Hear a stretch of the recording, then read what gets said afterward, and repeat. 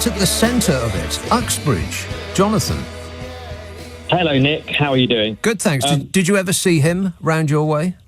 To be fair, I mean, he was around a little bit. I mean, look, he was... Define a little bit. Well, I mean, he was trying to lead the country through the COVID pandemic for a start. I mean, you got to hand it to him. He was PM for the country. It's never going to be... You're never going to see him anywhere near as much as a local man who really hasn't got much other involvement in politics. When he wasn't in Number 10? When he had a lot of time to spend on his constituents, how often was he there per week? I mean, I personally didn't see him a huge amount. However, I've got to say, I did actually write to him twice during COVID, and he responded with a personalised letter, which was signed by him in pen. I mean, it wasn't one of these kind of photocopied signatures. I mean, he did actually communicate, and fair play to him for that. He may have signed it. Whether he actually read it or not is another thing entirely. But go on. But my point is, I mean, he had currently he's got just over 5,000 seat majority, which is less than half of his 2015 majority. He was always going to leave. I mean, we've had Labour have been really campaigning hard in the last few weeks. In fact, I had one of their representatives who's kind of obviously canvassing for their candidate around just a few weeks ago. So obviously they knew it coming. I knew it was coming, to be honest. I mean, he saved himself the embarrassment of losing next year. There was a poll that was just out this week that said that he would comfortably win. There's no way. Unfortunately, the demographic has changed now in Uxbridge. We've now become part of that London-centric. London, let's be honest, is Labour now. What are you talking about? The demographic has changed since when? The demographic has changed Since when? In the last 5-10 years, this constituency has been progressively moving towards Labour, like a lot of the constituencies throughout London. Yeah, but that's got nothing to do with the demographics. That has more to do with the Conservative Party running this country into the ground for the last 13 years. Demographic, yeah, maybe. But the way I see it is that London is akin to Scotland and the SNP in the heyday of Nicola Sturgeon, where, frankly, you could be anywhere in Scotland, and the chances are, if you're up against the SNP would win. And unfortunately, that is the case in London now. It's moving further out the suburbs. He didn't have a hope in hell. Yes, but why, though? I mean, you seem to be saying it like it's some sort of plot, some sort of ruse. Because London's a bit of a bubble, isn't it? London is a bubble within the UK. I mean, we saw it with Brexit. You know, London... The decisions and the people within London vote differently to the rest of the country. It seems to be the further out you go, there is more of a conservative, more conservative support. There's a lot of younger kind of professionals within London that obviously vote for, or more likely to vote for Labour. Look, the thing is, what I'm a bit confused about is that the guy that comes here knocking on the door. His key point is that he's going to improve the economy. Now, their arguments are that... Are you talking about Labour? Labour's argument? Yeah, Labour's argument is that they're going to improve the economy. Now, their two main arguments... Well, it would be hard to make it worse. I agree with you. However, we've had the worst COVID pandemic in over 100 years. So did everybody else. We've got a war in Ukraine. So has everyone else. No, I agree. But when you say that the economy has got worse over the last 7 years, of course it's going to have got worse in the last 7 years. No, I mean by comparison with our major competitors. Yes, however, we've also had Brexit, and we won't go into that. There it is, bingo. And who delivered Brexit? Who got Brexit done? He was caught between a rock and a hard place, let's be honest. I mean, to give Boris an ounce of credit, he was the only person that managed to deal with the situation, rightly or wrongly. Had we not had Brexit, we'd still be going back and forth now. I mean, that's like saying that the driver of a bus did well because at least he moved forward. Unfortunately, he ran into a tree, but at least progress was made. But where would we be now without him? I mean, we would still be going back. I mean, for right, for wrong, we've moved. We've made a decision. We've stuck by it. It's for wrong, isn't it? There is no right. Name me one upside.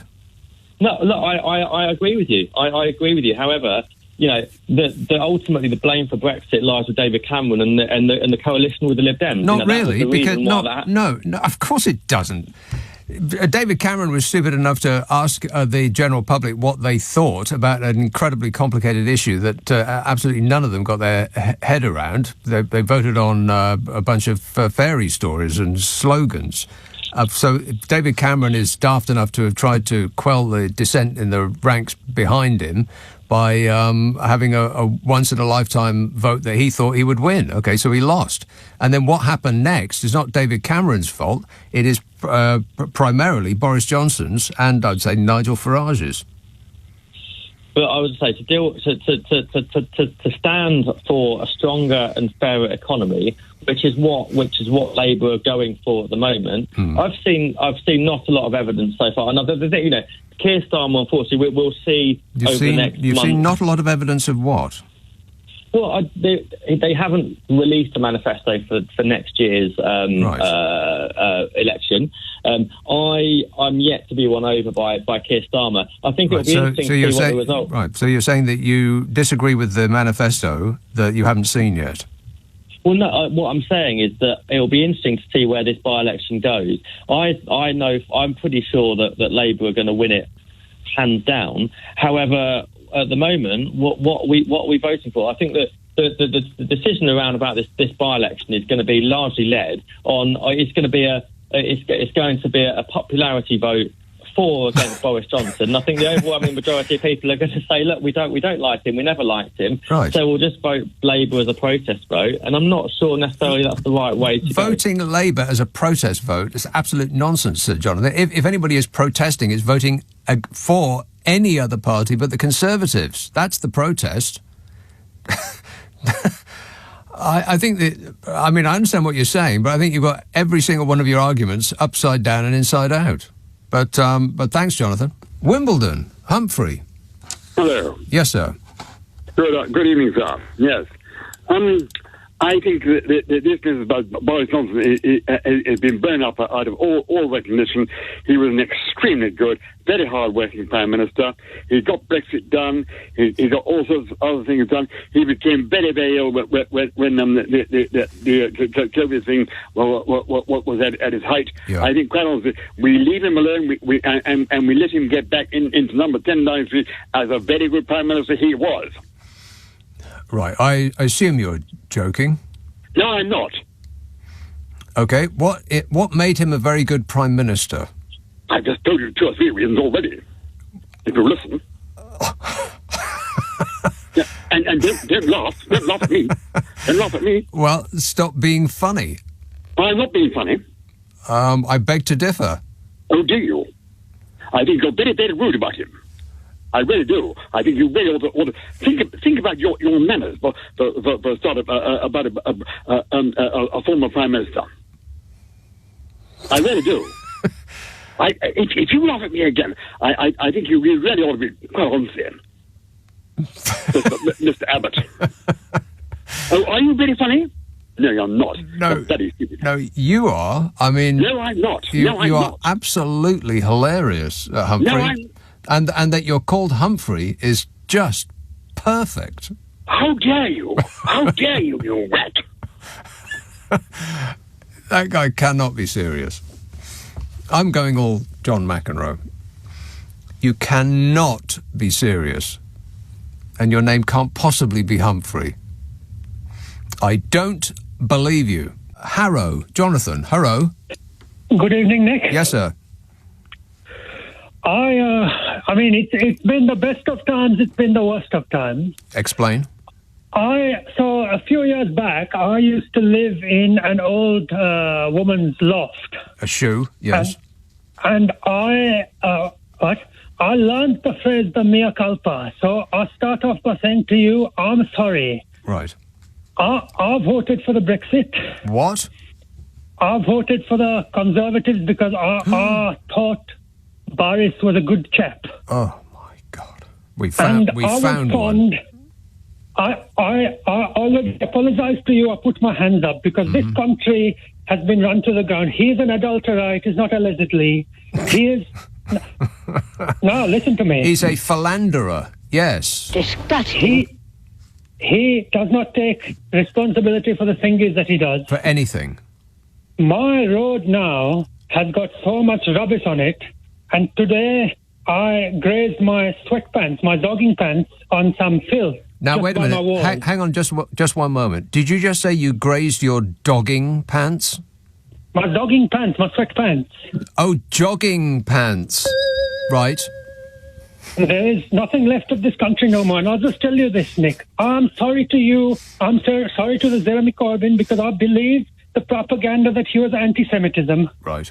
And I see these thingies, and I think Brexit, Boris, it's all gone completely bad. But can I say something a bit more controversial? More controversial? Because I couldn't talk about politics yesterday because yours was a serious show yesterday. I didn't know if the boy would let me on. Yeah. Because you have the proper guests and things, like the Zena Miller. Right. Well, I didn't. That was today. But go ahead. But are you all right? Is this. I was just coughing. But I couldn't call you yesterday. But right, the thing is, sweet relief. We have to. Hello. Yes. We have to look into the future, because the Keir Starmer, I don't want to offend you, but the Starmer, he is very, it's true, listen to me. I was watching the TV recently. Yeah. This is us looking into the future. Mm-hmm. I was watching the TV recently. Other flowers are available. And he is just very dull. Bill Clinton writes in his book that when you look for a leader, you need to picture them as a president. So yeah, they have to have charisma. Exactly. And he does, and you will not like me for saying this, but Boris Johnson still, he is more seductive. I'm not gay, by the way, but no, listen to me. Yeah. But you find Boris Johnson seductive. Yeah. Wait a minute. Right. Listen, he is more charismatic than the Keir Starmer, because the problem that in is this country true. is going. But are we a country that wants to be run by clowns, or do we want serious, boring people in charge for a little while? I think the latter. Let's just give it a go and see what happens. No, the general public are, no offence, they're idiots. They're morons. The masses are asses. That is true. You know, if you think of someone like Imran Khan in Pakistan, Benazir Bhutto, the Bill Clinton, Obama, even Liam Gallagher, the pop star, you know? Oh, Barack Obama. Serious people. The Liam Gallagher, they have... How did Liam Gallagher get into that list? Rock and roll! Where did Liam Gallagher come from? No, because listen to me, because when they walk into a room, because Corbyn was a bit scoffy, but I'm just going to, I want, it's true. When they walk into a room, the room takes notice. Apart from, the room would take notice if Liam Gallagher walked into a room, because people would be thinking, God, it's like 80 degrees out. Why has that bloke got a cagoule on, zipped up to his chin? I just wanted to quickly end on the wokey stuff, if I can. The wokey-cokey. Okie dokie. Yeah. Your listeners, they mark me on the Twitter when I talk about the wokey, but the problem is in this country now, the biggest 6 problems you can't talk about. Mm-hmm. We are facing free speech levels comparable to China, actually. You can lose your job for talking about the ultra-feminists who have taken over this country. Yeah. And last Christmas and New Year, I was in the Middle East, and you gave me my heart, and the very next day you took it away, yeah?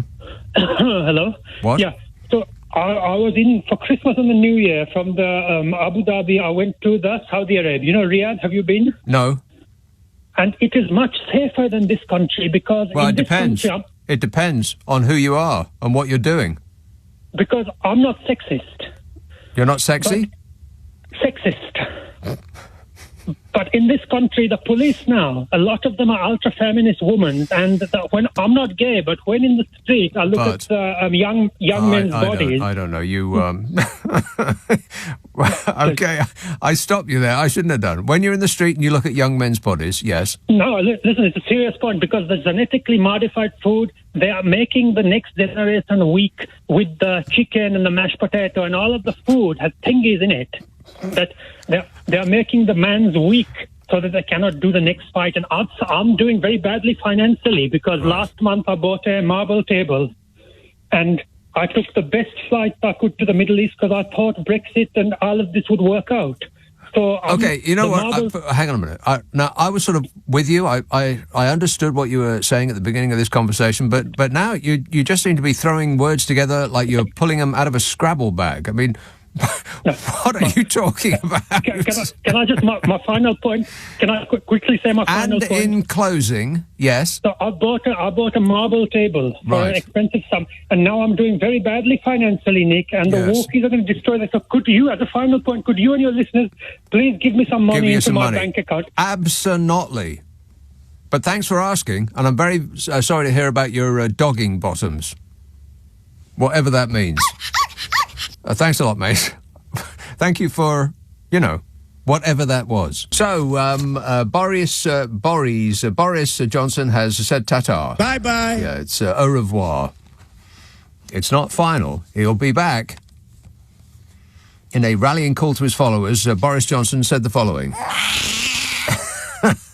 He did. That about sums it up. That's really all you need to know. That's what he said on leaving. Boris Johnson used his resignation statement to deliver a stinging attack on Fishy Sunak's government. He wrote that everything was better when he was in charge, the sun shone brighter and people were better looking.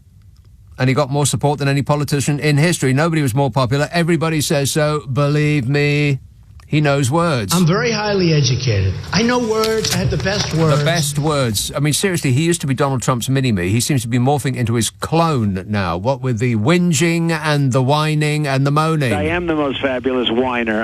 And I'm a whiner, and I keep whining and whining. He actually said, when I left office last year, the government was only a handful of points behind in the polls. That gap has now massively widened, he said.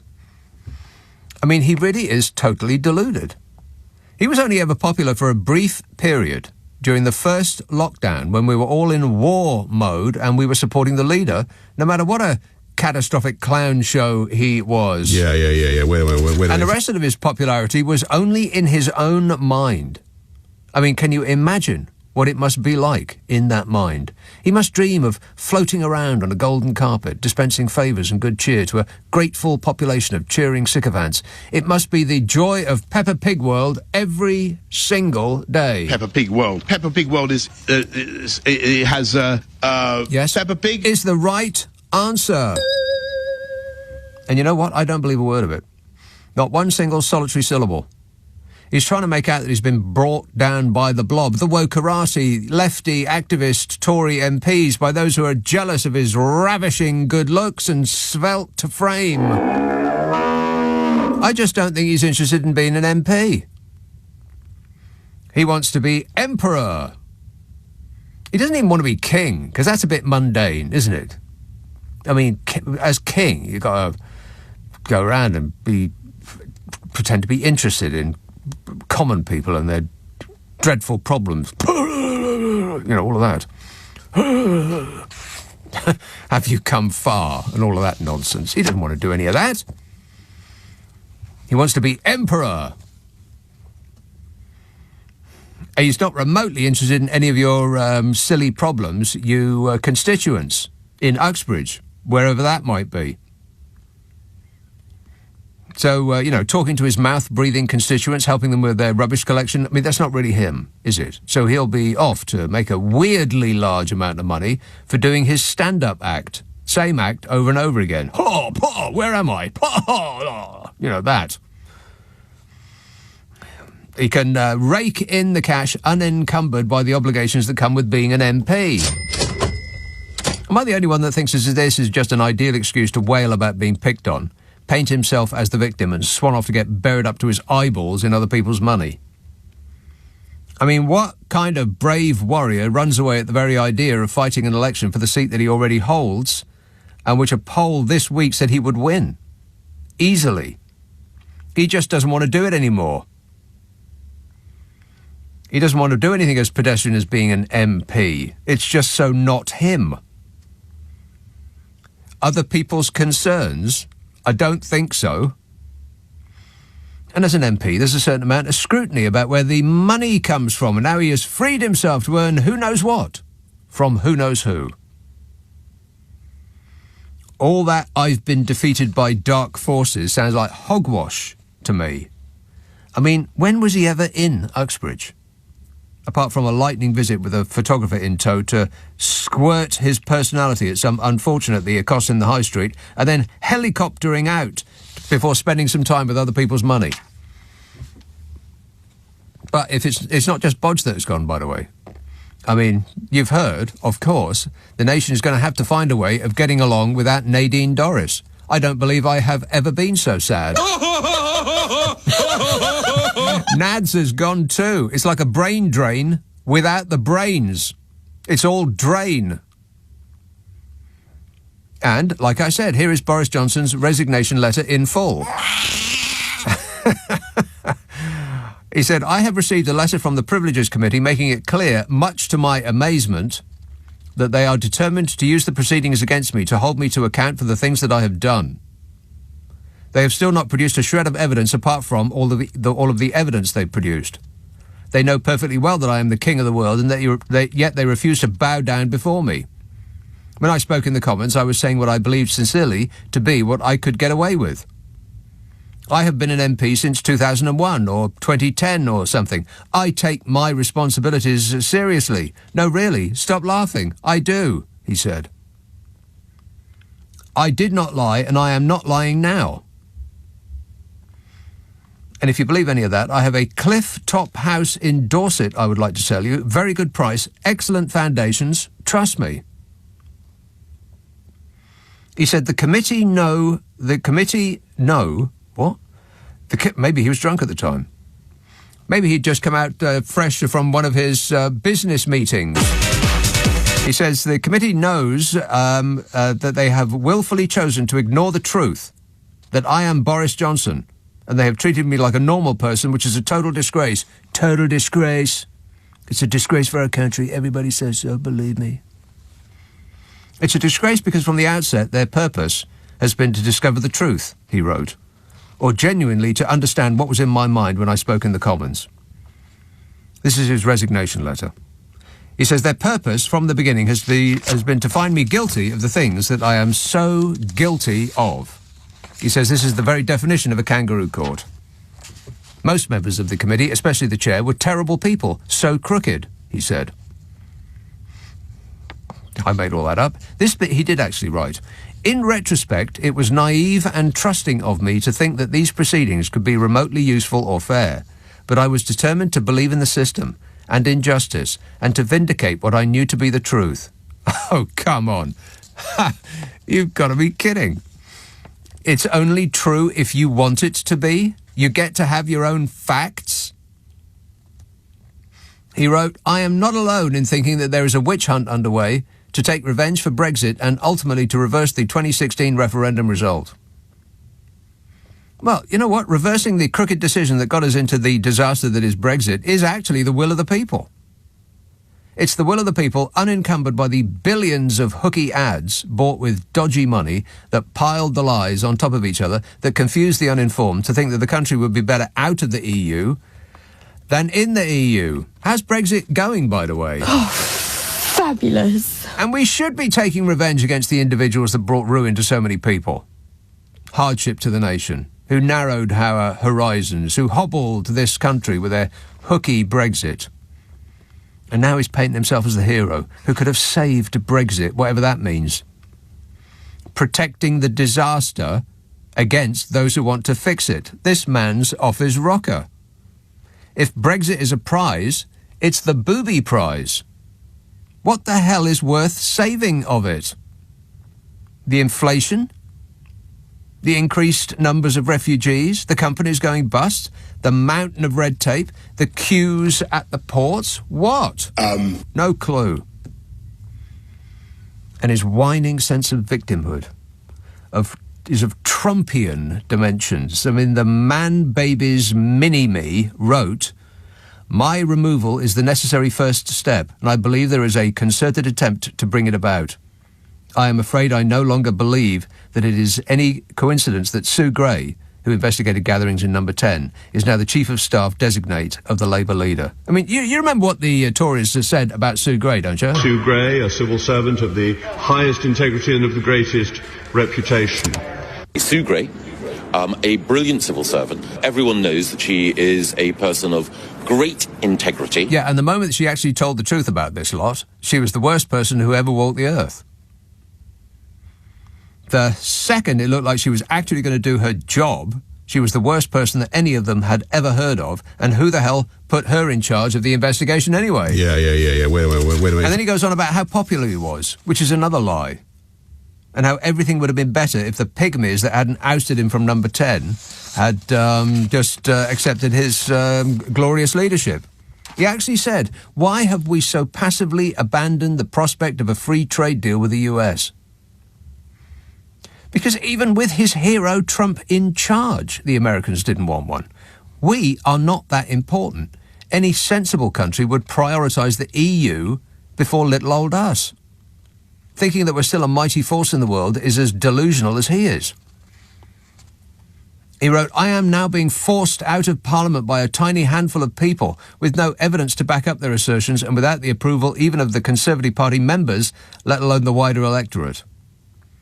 He said, I believe that a dangerous and unsettling precedent is being set. Yeah, actually holding people to account for the things that they have done is dangerous if it's Boris who is the one being held to account. That seems to be his position.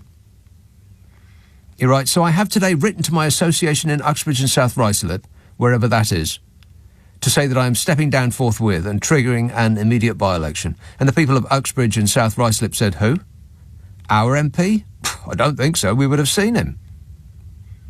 He wrote, I am very sorry to leave my wonderful constituency, wherever it is.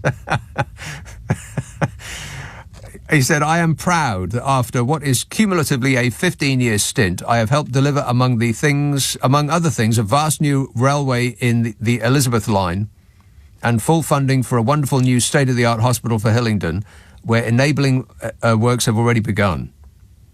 Well, what he did for the Elizabeth line was to take credit for it and nothing else. And as for the boasting about the state of the NHS, well, that must be his famous sense of humour coming through there, even in adversity. What a brave little soldier he is. Yeah. Wait a minute. Yeah, I also remain hugely proud of all that we have achieved in my time in office as Prime Minister, he wrote.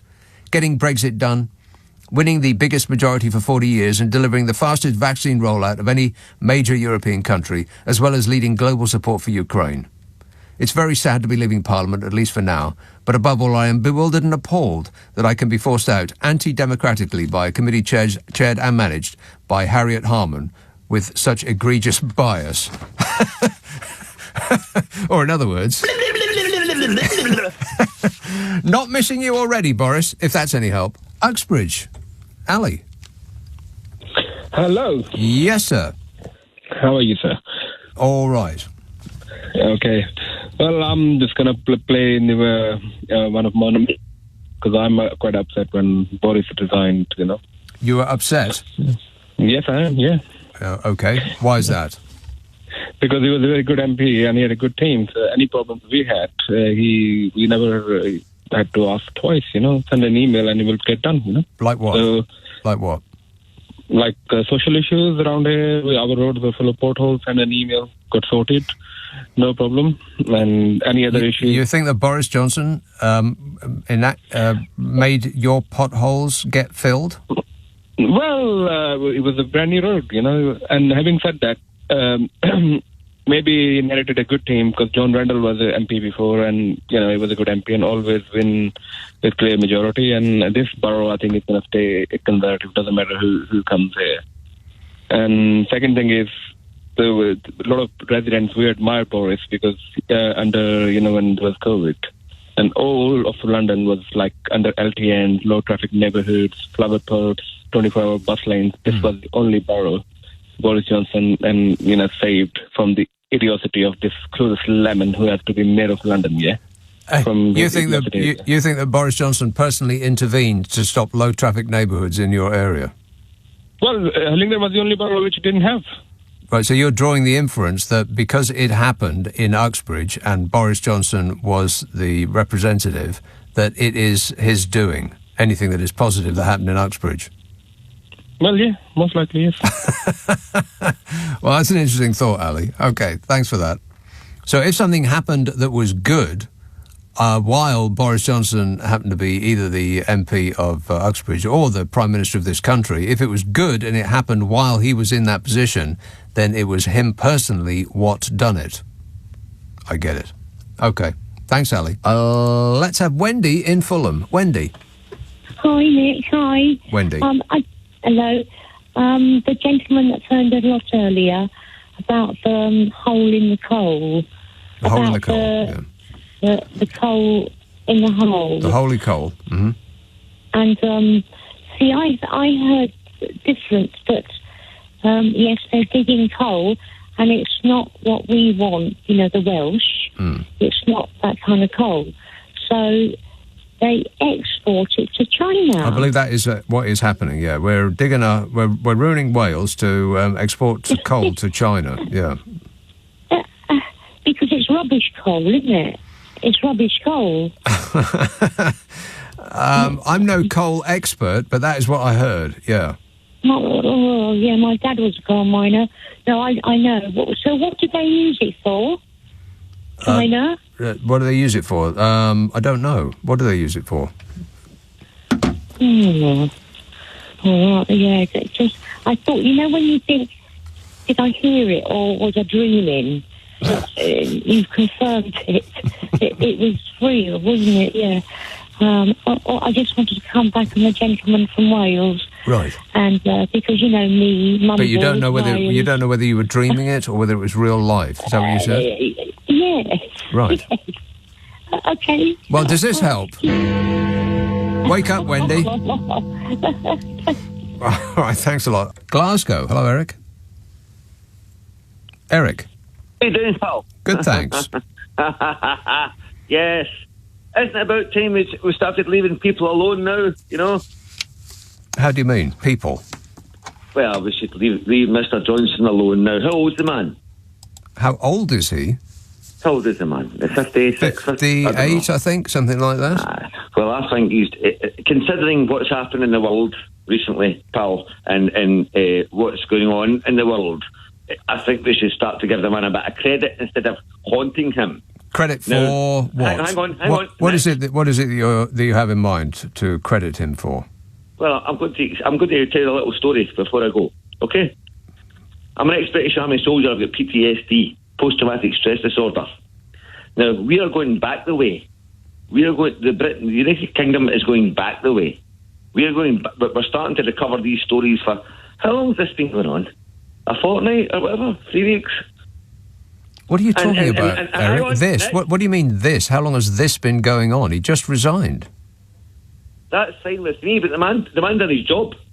Anybody else do his job? You done all right, Nick? Okay. Right. Yeah, I'm not sure I would agree with that. Has anybody else done his job? Well, it was his job, so no. Horton Regis, Craig. Oh, hello. Craig. How you doing, mate? All right. Yeah, I think it's all been blown out of proportion, to be honest with you. You think what's been blown out of proportion? We've had IO for years. I mean, we've had a telephone for about, 4 years? We've had telephones for 4 years. That's probably right, yes. No, 40. Oh, 4? Right, 40 years. Yeah, the telephone was invented 40 years ago. That is correct. Well, the one with the arrow you had to pull out. I know, my dad invented it. Right, you've got one of them phones with the aerial you had to pull out. You want to think about upgrading that, Craig? You could walk down the end of the garden. We had a 100-yard garden. I mean, it was quite privileged. Wow. So, get you in your fancy plot of land. I know, mate. Yeah, you could walk 100 yards from the base unit. I know, because the garden was 100 yards. 100 yards. I know, my dad measured it. Yeah. With what? Yeah, you could still speak to someone. Right, with what did he measure it? Was it feet and yards, or was it metres? He measured it with his own feet. Well, that is that is interesting information. Thanks a lot, Craig, for whatever that was. Sandbach. Hello, John. Hi, but look, I'm not gay for a start. I just want to make that clear. Yeah, make that clear right from the off, yeah. But you've seen a lot of hot young men in the street. Right, go ahead. I'd rather see a lot of hot women, but not Right. men. Well, if you say so. I don't know. You're protesting too much. Go ahead. Okay. Maybe we should have an FBI or something similar like the Yanks have, where we can just get rid of all what goes on in Parliament and say your finances are separate. You don't look after them. We look after them. And we're going to check every penny you spend. Yeah, every penny. We're going to turn you inside out. Literally. Yeah, you can be politicians, but when it comes to money, it's our job to look after it. Yeah. And that's what we need. We want to need a bit of hard-nosed, hard-faced Elliot Ness's.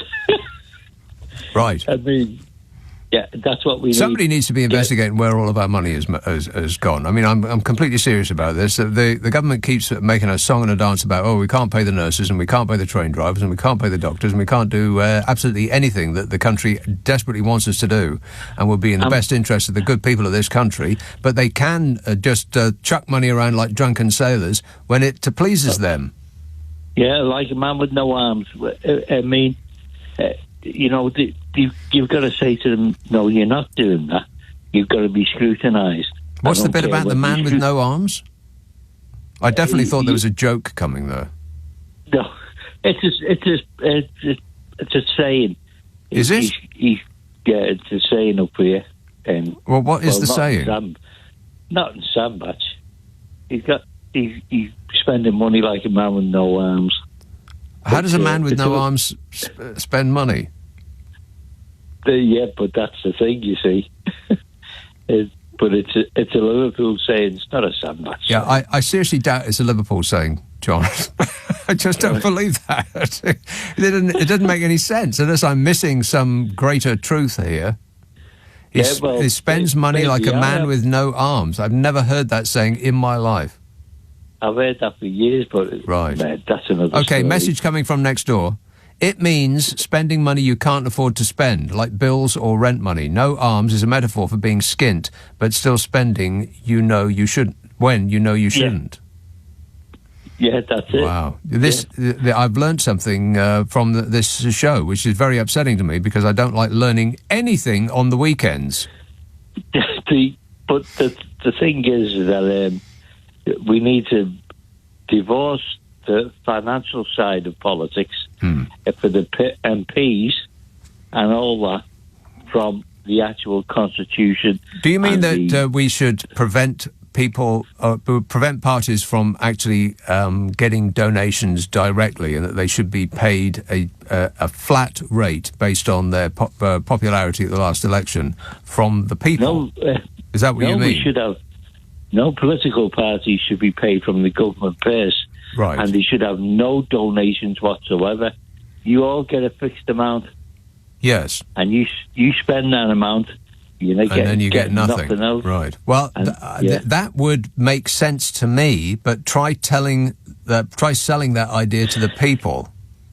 And I think you're going to have a hard job, even though it would be beneficial to the people if we knew that our political parties weren't being bought and paid for by oligarchs and the oil industry and all the rest of these evil types who are actually running the show here.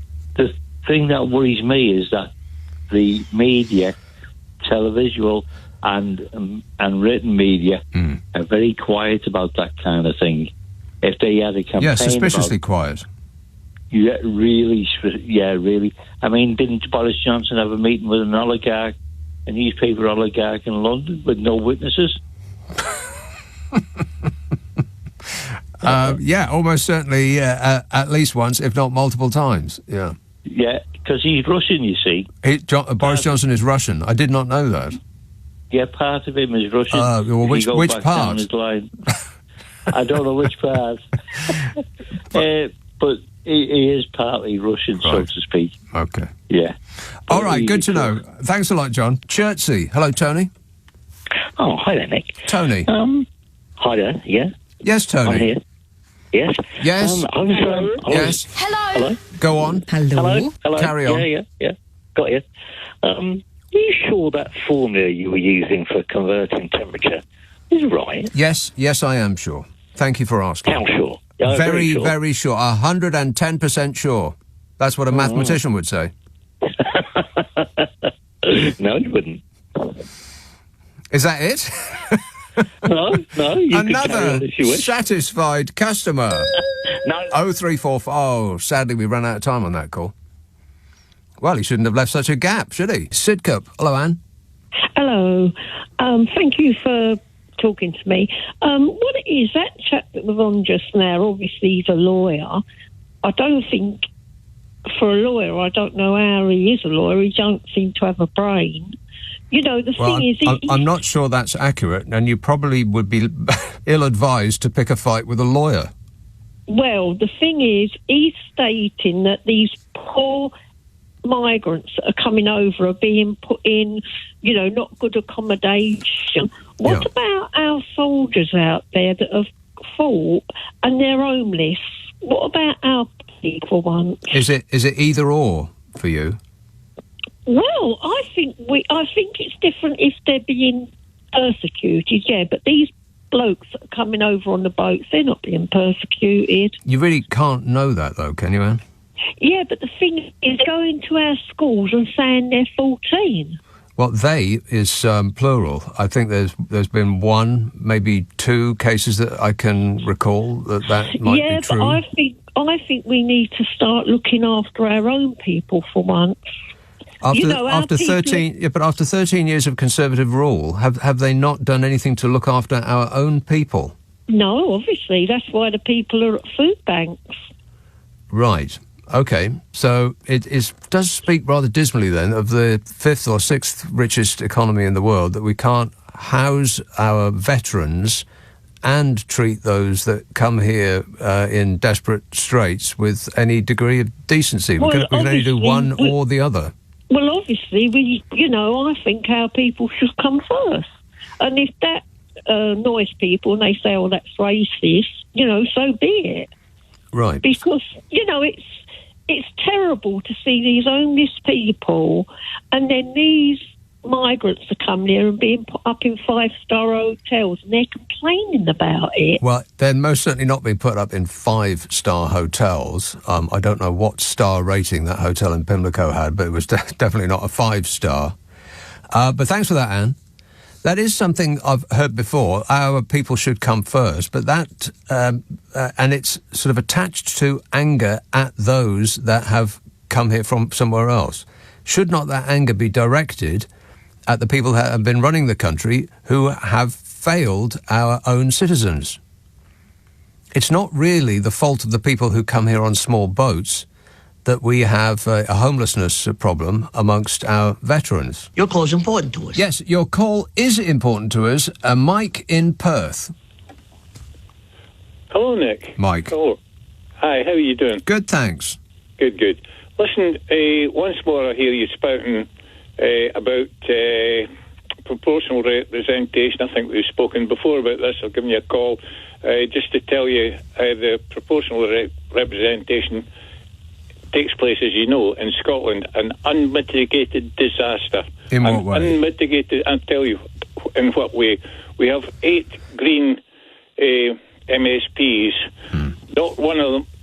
They managed to secure a minuscule amount of votes, and because of proportional representation, they had to get seats. Not one of them.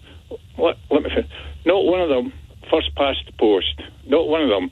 But because they got a minuscule, as I repeat, amount of seats, because of proportional, and now what we have is, in fact, further to that, because the SNP government needed their backing to pass their budget, they actually gave 2 of these non-elected Green MSPs seats in the actual government, which is absolutely...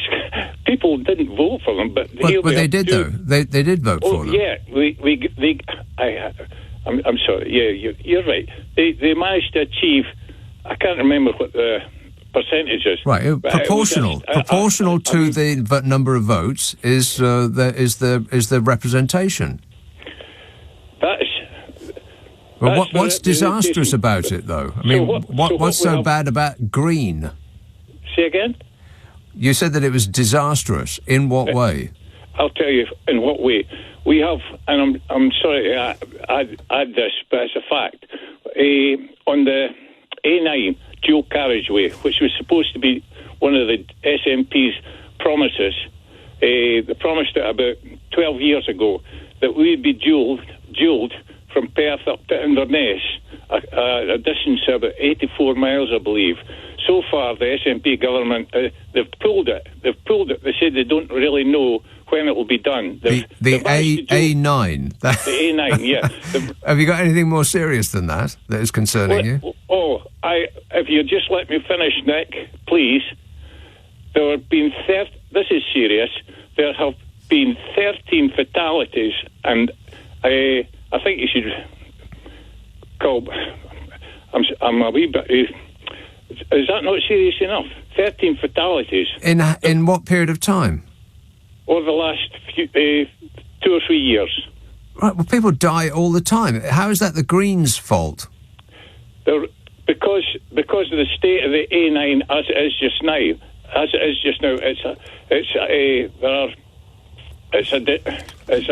an accident waiting to happen on many parts of the A9.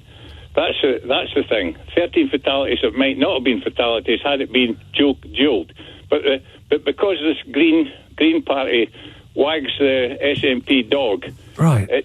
I think you're concentrating on the small stuff. There was approximately 1,500 people die on Britain's roads every year, and you're talking about 13, and that in and of itself. So you're dismissing that? You're dismissing 13 fatalities? No, I'm saying that people would have died anyway. 1,500 people die on Britain's roads every year. You seem to be dismissing it. I'm telling you that that's one of the reasons we need it duelled. But basically... You can't possibly think that a dualled carriageway will stop people dying on the roads. It would help. How? They might not. No, because I've travelled that road many times, and there are absolutely horrific junctions on that road, which would be eliminated with dual carriageway. But because the Greens don't want cars on the road, it's as simple as that. They've managed to stick their oar in, and it's been pulled. Well, by definition, Mike, if there weren't cars on the roads, then there would be no deaths on the roads. Absolute scandal. We have, as I say, the Greens' tail wagging the SNP dog in Scotland. 2 government ministers who basically... And it's just been an unmitigated disaster. Yeah, you keep saying that, Mike, with absolutely no evidence of any kind whatsoever. 13 people died on a road, which is a tiny fraction of the number of people that die on Britain's roads every year, which is not to even mention those that are injured. What are you talking about? Proportional representation is an unmitigated disaster because of the A9? I think you need to recalibrate there, Mike. I think you need to think it out again. Dagenham, hello, Jack. Yeah, on the age difference thing, I would like to say I don't think Emmons Holmes is pointing the age difference thing out because he's concerned that the relationship cannot survive the age difference. I think he's on a tear simply to win audience share. One other thing. On GB News, please stop talking about GB News. I've never seen it, and I don't care anything about it. And as for Eamon Holmes, I haven't read a single word about what he said about it. I mean, there's no doubt that he's after ratings, but you could say the same for the Daily Mail. And like I said this week, 15 stories in one day. Carefree Holly Willoughby relaxes with beer on the beach was one. I love Philip, but what he's done is wrong, says Alison Hammond. That's another. All I see is angry people shouting about a show they're not on anymore. And I think of all of these stories, that's about the one that rings true. Erith, hello, Steve. Steve? Good. Yes, Steve. Yes, Steve. Hello. Hello, Steve. Hello. Yes. Sorry to bother you. I just wanted to lighten. Anyway, rock and roll story for you. A rock and roll story?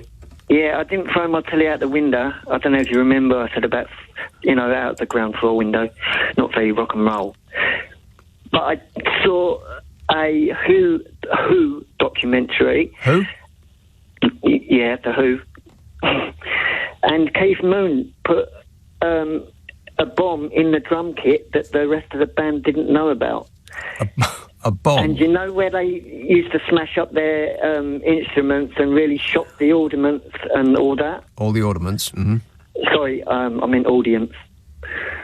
But yeah, it backfired because he didn't tell Roger Daltrey or the other, and there was footage of it, and it was quite funny. And I just wanted to say it rather than hear about Philip Schofield and the like. That was okay, sounds like you have, but it's not something that's going to be occupying us for very long, Steve, because because of all that whole Philip Schofield issue.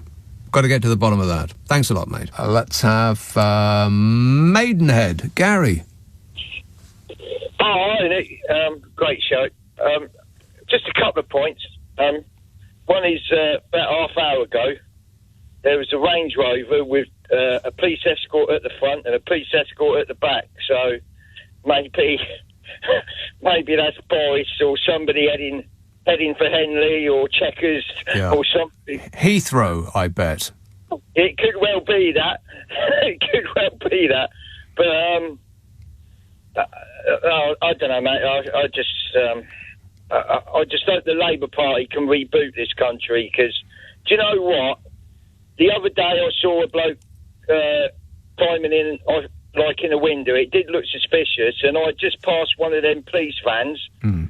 Catches you at the side of the road for speeding. So I turned round, got out, and I knocked on the window, and he did open the window up and said, "Can I help you?" I said, "I think there's somebody maybe burgling an house around the corner." And he told me to ring 999, and I said, but you are the police, aren't you? He goes, "No, I'm a civilian." I said, "But you got bloody police on the side of the van. Can't you drive round here? I'll show you." He goes, no, ring 999. Right. I'm only here to do the cars. Right. Well, they've got to get their priorities straight. It's the nation's number one priority. It's the country's number one priority. It's my number one priority up and down the country, and that will be our focus. That is his focus, Gary. Bristol, Sarah.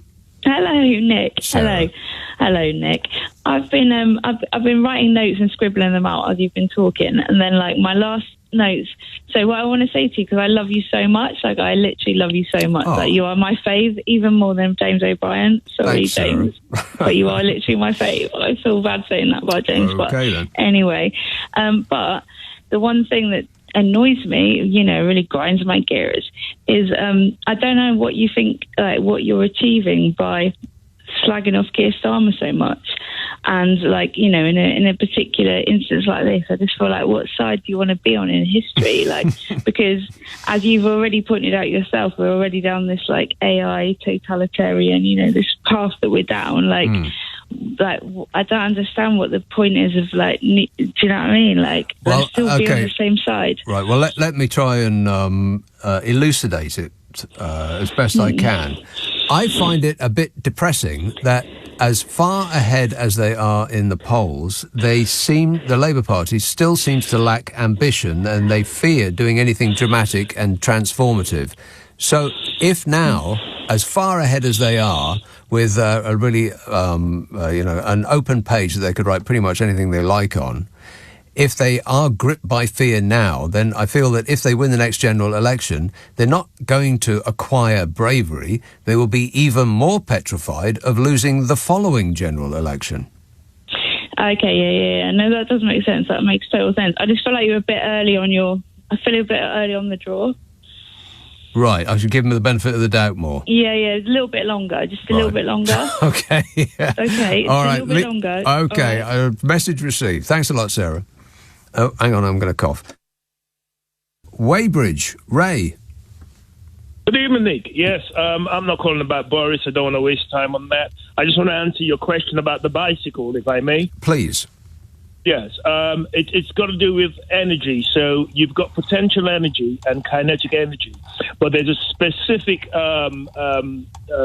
stuff that's called gyroscopic energy, which has to do with forward momentum. So when it's moving, it can only move in that direction. However, if it's standing still, wind can blow it over, or it can just fall on its own, and that's the answer. No, but if it's moving forwards, the thing about a bike is that you can change direction. No, I know you can change. Yeah, but you have to change direction. It just won't change direction by itself. Well, it can. If you push a bike, then it will go straight for a certain amount of time, and then it will, start turning. But you're talking about, okay, are you riding the bike or are you just pushing it along? Well, both. I mean, if you're riding the bike, then you can change its direction. If you just push it along, then its direction does eventually change. Well, I'm telling you, it's called the gyroscopic effect. Don't you threaten me, Ray. You believe that? Ealing. Hello, Stuart. Hey, Nick. Thanks for taking my call. So I've got just a few ideas. You've got to remember, right, that Schofield, he can't be compared, his profile, Nick, can't be compared to anybody else, really, in the country in terms of what he's been doing his whole life. He was Mr. Children's TV. You can't compare him to Lineker. You can't compare him to Alan Titchmarsh. So that's my first point. Why not, though? But just because he was on children's television? Yeah, but he was massive, Nick. Was he? He was huge. So, I mean, I hear your analysis. I don't think it's about just being gay and the news picking up on the fact that he's actually had gay sex with a younger person. I think it's what I've just said. And the fact that the British press want clarification on the subject of grooming. The facts are, if we're to believe what's been said so far, is this boy was at school. He met Schofield at school, at his own school, and they kept in touch on social media, but not very often.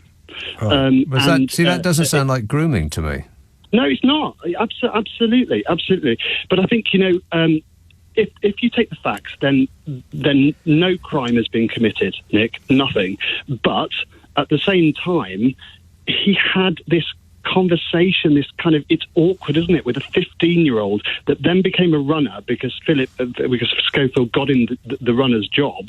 I don't know that part's true, but when you say then, it implies that it happened straight away, but it didn't. It was something like 4 years later, wasn't it? Yeah, so when he was 18, he got a runner's job, and Schofield organised that. That's factual, I think. And okay, I don't know to dispute it, but I'll take your word for it. So a couple of years after that, he was doing quite well. Apparently, he was exemplary, a real bright boy. Come on, let's not get carried away. He was a runner. Like, can you go and get my tea? Go and get us a sandwich from Pret. That's what runners do. Well, he's actually had quite a career, a small career, for his young age already. A career as a runner? Well, no, that's what he was doing, Nick. But I think he's been doing other. That's a story in itself, isn't it? The non-story of this guy. What's his? I don't even know. We don't even know the guy's name, really. It's not really publicised. But I don't think it's your analysis particularly. I just think the fact that he's just so squeaky clean. And right. Okay. So there's a certain expectation that comes with being a children's television presenter, even if it's something you used to do 20 years ago. Yeah, but Nick, he was on TV about maybe 2.5 hours between 3:15 and 5:45 for about 10 years on BBC One. I'm unaware of that. Okay. So that just trails after you your entire life. I mean, I suppose it in a way it does, because my memories of children's TV when I was growing up, those people that were on Blue Peter will always be those people who were on Blue Peter. Valerie Singleton, John Noakes, those people. So regardless of what they did subsequently, I mean, they had, careers doing all sorts of things after Blue Peter, but I suppose for the generation that grew up with them, they will always be that person. So I suppose in a way that people who grew up with him as their childhood friend on television are finding it a bit difficult to square that with the fact that he's actually a real human being who does real human being things. I mean, maybe that's the it of it. I kind of doubt that that's all of it, but it might be part of it. Greenford. Hello, Paul. Hello, yeah. I think, like, with Boris Johnson and then Liz Truss and Rishi Sunak, I think now we've got to wait for the general election to get them out. But, well, if there is one, if we're allowed one, because if there isn't a general election, if they postpone it permanently, we won't be able to protest it because that would be against the law. Yeah, I mean, it's dodgy, isn't it? I don't think they've done too well at the moment, have they? No, they've done very well. Yeah. Have they? Yeah.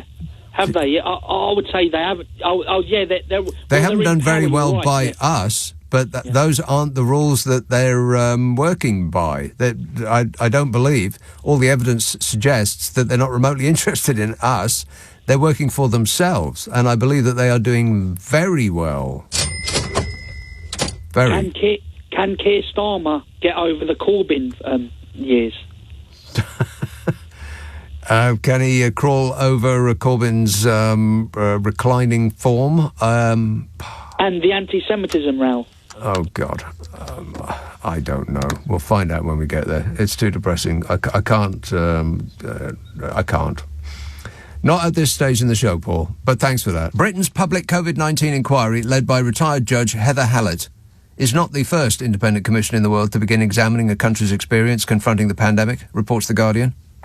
It's just that ours is the only country in the world that is suing itself for asking it questions it doesn't like the answer to.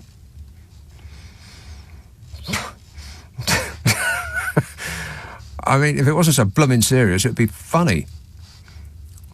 All over the world, independent commissions are looking into how their government did. Their task is essentially the same: to assess preparedness, to make a record of decision-making, review government responses and learn lessons for the future. Ours should also have tacked on punishing those responsible and putting them in jail. Bodge? I can't comment on that. In some countries, criminal proceedings are also underway. France's Court of Justice of the Republic, which investigates and judges ministers accused of criminal offences in office, received thousands of public complaints alleging government negligence. Besides the criminal investigation, at least 3 parliamentary inquiries have been held in France. A Senate report in December 2020 echoed the findings of 2 lower house inquiries, pinpointing multiple failings in pandemic preparedness and strategy. Here, we haven't even got out of the blocks yet. They've had 3 inquiries. In Sweden, they produced 2 interim reports and a final 1,700-page report in February of this year. We haven't even blooming started yet. Politicians in Italy face possible prosecution, with the former Prime Minister Giuseppe Conte and the former Health Minister and 17 others under investigation over the government's response to the pandemic. Here, nothing. In the US, a wide range of congressional committees with different mandates are investigating different aspects of the COVID crisis, but hearings have been marred by partisan arguments over where the virus came from and the effectiveness of distancing measures. I think it probably came from China. In Germany, a corruption investigation is underway into allegations that some conservative politicians earned large sums in commission on contracts for masks struck by governments during the first wave of the pandemic. Can you believe that, Bodge? And in this country, we've got a government-appointed commission looking into the government's action, and the government is using vast amounts of our money to stop that government-appointed commission looking into the government's actions. Oh, fabulous. I mean, could it possibly get any worse? Absolutely. Yes. Yeah. Just when you thought they couldn't do any worse than this, they somehow find a way. It's incredible, isn't it, Smug? My view... Oh, please. David in Teddington says, apparently they're going to rename the Houses of Parliament the Palace of Pestminster. How many current sitting MPs is it now that are under investigation for shenanigans? Disgusting. I think it's about 10% of them, isn't it? And those are only the ones that we know about. 60-odd. So let's assume that... If they say 60, then those are the ones that people have actually, come forward to complain about, which is usually about 10% of the total. So, in fact, we're talking about almost all of them. Almost all of them. And yet this country is obsessed with Philip Blooming Schofield. I restate my case. I spent half of last weekend saying this and nobody came up with a good answer. What's that bloke actually done? I am mystified. Oh, people are talking about it. It's like it's the worst thing they've ever heard. And, serial killers get better press than this. David in, Houses of Westminster. Done that one. I assume that's what you were referring to, David in Teddington. The shenanigans going on in SW1. Lots of it about. Tom says, I'd like to thank Fishy Sunak for making the weather very clear and transparent and making it his number one priority. He just wants me to play this. It's the country's number one priority. It's my number one priority, Mr. Speaker. It's just too painful. I can't stand it anymore. Ranjit, Oldbury. Hello, Ranjit. Hello, have you been frying tonight? Oh, I did. It was very poor today because of the football and the hot weather. Oh, the football. But who's watching the football? I mean, who actually gets BT Sports? There must be like 6 people in this country. Yeah. It's been... yesterday was good. So it's been okay. We should hopefully survive when, in another 5 to 6 weeks, the new potatoes come and the prices drop. Well, now, hang on a minute. Wait. What kind of potatoes are you using at the moment? Are you using last year's potatoes? What kind of a shop are you running there? I've told you, I go scumping every night in the local allotments, and then in the morning I go fishing and get the fish out the canal. Yeah. Yeah, but don't tell anybody. No. Is that what colour of water have you got in the canal there? Brown, I expect. Yeah. Yeah. It's a new kind of water that the Tories are selling us. It gives the fish that piquancy. It's got minerals in. That's what they will tell you. Have you noticed that trade goes down when the temperature goes up? Because people just don't really want to eat so much. I think we need to blame something or another, and we're slowly running out of excuses now. Yeah. Is that an answer to my question? You just completely ignore my question. Do you find that when the temperature goes up, people eat less? Yes. People do eat less, then they tend to come a bit later. Yeah, but, that's right. Talking about your mate and my mate, Boris Johnson, right? Now, this just shows how thick he is, right? Okay, he is absolutely thick. They've got no evidence on me, right? They've got nothing on me at all, but I'm going to resign anyway, right? I've got 3 stages of where I can still hold my integrity, right? The first one was to hear what the report was. The second one was maybe Parliament would not have imposed the 10 days on him. Yeah. And then another stage is his constituency has to have a vote of no confidence. And then he could have won. That's 4 more stages. Yeah, I think you're missing you're missing the major point here, Ranjit. He is not remotely interested in being an MP. He wants to be world emperor. Being an MP is just so dull. Couldn't care less. Boring. The thing that he wants to do is avoid the stain of being in a party that loses the next general election. He doesn't want the whiff of failure to cling onto him. So if he flounces out now, blaming unseen forces and the blob and the wokerati and all the rest of that nonsense, if he blames them for his downfall, then he can go away and spend some time with other people's money, and then he can come back after the next general election as a hero, a saviour, and ride in on a wave of nostalgia and delusion. Boris Johnson back to save the planet. Nick, what's happened is, say if he did have a drink at those parties, that's the people are losing the plot here. They're saying, he only had a couple of whiskey, whatever he had, No, the guy was lying. That's the bigger picture. He's lying. No, I've just explained the bigger picture to you. Yeah. You weren't listening to a single solitary word I said, were you? You're just waiting for me to stop making a noise, then you could start talking again. No, I agree with you. I totally agree with you, right? But these dinglings, right, that are still backing him up and saying he's going to be back. Yes, right? the dinglings. Yeah. Yeah. Okay. you know, the thing is, at the end of the day, he's got no interest. He wants to be the lead. But when you ask these questions, these people say, okay, listen, we'll do this one step at a time, okay? He's got no evidence. Why did he run then? Obviously, you've answered it because he wants to come back as a hero. You're quite right. I have answered it, yes, because the plan is, I betcha, the plan is to leave now so that he doesn't get the stench of failure on him when the Tories lose the next general election. And then the Tories who are going to ditch you-know-who... I'm gripping it. And then they'll be flailing around for a new leader. And who else is going to fit the bill than the King clan himself? Yeah. Wait. And he'll protect. He'll kid on that he's going to reinvigorate the party, and he'll come in and do his paw act, and they'll fall in love all over again.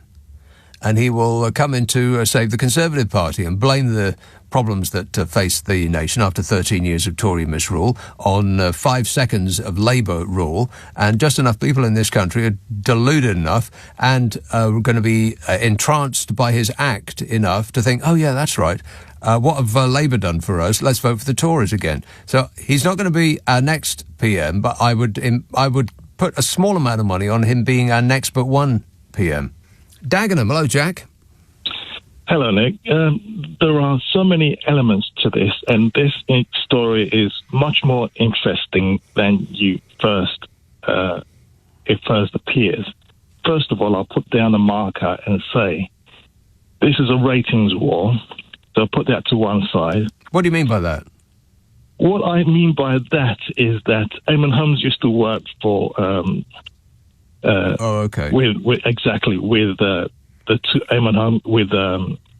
Right, he's on at the same time of day now, is he? Yes, exactly. Right, okay. Well, similar. Now the thing is, and also they've had some past doings. Yeah. And it seems to me that GB News wants to get ratings because it is the one that has been driving this. It's not the newspapers or I'm the not sure that's tabloids. right. I don't think that's right at all. I mean, I read out headlines from one day in the Mail Online. 15 stories about Philip Schofield. So, sorry, when I said the tabloids, I was talking about the sheets themselves, the papers themselves. Well, I thought you said GB News was... Right. GB News, yes. GB News is on a tear-up to try and win audience. But I must talk about Eamon Holmes just slightly, because remember, Eamon Holmes met his wife at work. Did he? This is the irony of it. And secondly, the interviews he's been doing with Dan Wootton, who is also from GB News, yes, it seems to me that Dan, obviously, the two of them are going on this media tier to try and win an audience figures. Right. Well, however, forgive me, I've never actually seen that channel or have any idea who. I mean, I know who Eamon Holmes is, but none of the other people that you've mentioned. And I suspect that they are being dragged around by the actual press, the newspapers. The right-wing newspapers, which just seem to be absolutely obsessed by this story. And I can only think that they're obsessed by it in the absence of any new stories about Meghan Markle. Because if Meghan Markle had actually shown her face, I mean, presumably she's been indoors for a couple of weeks because I haven't heard a blooming word about her. But if she had... then they would no doubt have splashed whatever it is that she's been accused of doing lately on the front pages instead of this story, which doesn't seem to be about anything at all. I just don't get it. But first, here's a call in St Ives. Hello, Jay. Good evening, Nick. Yeah, Jay. Somebody mentioned about Banana Republic. Yes. Is it a EU regulated straight banana, the UK banana? Yeah, right. Like they taste different. Mm-hmm. What I wanted to say is, sorry. Okay. Remember that caller? That caller. Sorry, yes. I forgot what I wanted to say. You know that caller who always asks you about the Jesus Christ? He's not calling anymore. No, a lot of people are not calling anymore. They've finally got the message. Oh, there was big news about the Bible, by the way. Did you read about that? Oh. Huh? What? There's something wrong with your phone. Here, by the way, my glamorous assistant, there's a big light going off in here. Yeah, it's the fire warning, but nothing to worry about. Oh, nothing to worry about. It's just a fire. That's all. Hull. Charles. Oh, blimey. Hello, Nick. Yeah, I mean, correct me if I'm wrong, but did I just hear Prissy Patel has been ennobled with some gong? Has she? Yeah, well, I mean, that's what I heard. I mean, correct me if I'm wrong.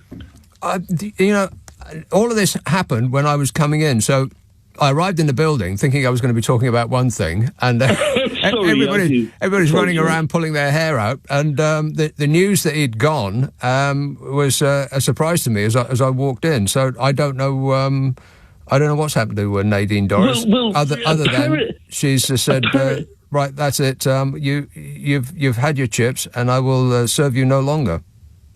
Well, you see, this is it. I mean, has she really been ennobled with a, I don't know, OBE or a damehood or whatever? Yeah, no, I don't think any of that. Hey, I don't think any of that's happened. I think. Oh, really? I've got it wrong. She may have been expecting it, but I'm not sure that. I'm not sure that she's been that lucky this time around. See how we go then. Yeah, I know. Isn't it exciting? All right. Thanks a lot, Charles. Brixton. Hello, Finn. Hi there. Hi, Nick. Finn. Yeah, what I would say is that ultimately, you know, you can say what you like about Boris, and I've heard a lot tonight about the Conservative Party record in Parliament, and that is perfectly fair. But what I would say is that what is Keir Starmer and Labour going to do any different? You know, ultimately, how much is the Conservative Party broken, and how much is Britain broken? You know, I hear a lot about house prices. I hear a lot about child labour. You know, I hear a lot about how much, you know, cost of living crisis. But ultimately, what is the question is, what can we do about it? Is that the Conservatives' fault? Is that just Britain broken? You know, and can we just blame Boris Johnson? Can we just blame Rishi Sunak? You know, Rishi Sunak and Keir Starmer are just two politicians in the middle. You know, what I would say is that, you know, Keir Starmer really now needs to ultimately see what he is different about Boris Johnson and how he can differentiate himself to the British people. And I just don't see so much about it. So, you know, why is he telling me to vote Labour when I could just vote Conservative again? That's the real question on my heart. Right, so after 13 years of Conservative rule, it appears to be your suggestion that the state of the nation is Labour's fault. No, that's not what I'm saying at all. That's not what I'm saying at all. But I don't see what Keir is offering now that is different from what Boris and from... Yeah, OK. He expressed it. He got a little bit too excited and expressed himself in builder's language. Thanks, Finn. Essentially, he's saying that he doesn't see what Labour would do different, which is a phrase that I've heard so many times. It just seems absolutely extraordinary. I just can't really fathom how people can say that out loud. It is as though, well, so what about the state of the country? What would Labour have done differently? Well, a great deal, I would imagine. If you can't tell the difference between Boris Johnson and Keir Starmer, then I really can't help you, I'm afraid. Paddington. Hello, Richard. Good morning. You're thinking of the fog or that thing which John Grantham made. Right, that's right. The fog or the thing, yeah. Yeah. I would like a AI government. I'd like government run by artificial intelligence. At least it would work on common sense and logic and not on ideology and doing favours for them. Well, it depends on who does the programming. I mean, whose view would it be representing? My view. If it's his view, then we're all in big trouble. Well, certainly, but I think if you just let it go on its own, I mean, obviously you can figure out that a lot of the problems that we have in government and economics is usually because of ideology, that this party believes this thing and that party believes that thing. Yeah. Therefore, they must stick to their ideology instead of going down the middle and thinking what to do. There's a lot of issues going on, and why not say, look, I'm sorry, that don't make common sense. Now, that's only for your... Yes, I understand that, and there's a part of me that feels that's quite attractive. But a larger part of me thinks if that's what we are considering would be a good alternative, How bad are things now? Well, they couldn't get much worse, could they? Well, don't tempt them, Richard. That's like giving them a target. Don't do that. Thanks a lot, mate. I mean, there's some people that think that things are going absolutely splendidly. We have never had it so good. Yeah, exactly. Almeria. Almeria. Oh! Lulu. Hello, Nick, darling. Lulu. This is your foreign correspondent speaking. Is I was in Sicily the other week, and I'm now in Spain. Right. How's the weather in Spain? About 27 degrees, sunny, gorgeous. Right. You don't wish to know that, though, do you? Well, that's it. That's how it is here. So, no. Oh, no. Oh, that's very upsetting. I want it to be terrible weather. Well, yeah, I know you do, don't you? When you go on holiday, you want it to be raining and cold at home, thereby getting the maximum value for your holiday. But no, it's a delight here at the moment. Oh, that's very bad news for me. But anyway, I'm staying with Ange. Yes. And my dear friend Ange has a place here. We've come over to stay with her. We're in a gorgeous restaurant, darling. Just had truffles and everything. It's beautiful. Oh. Well, but, I'd put all of your valuables in the safe when you're around Ange because her reputation precedes her.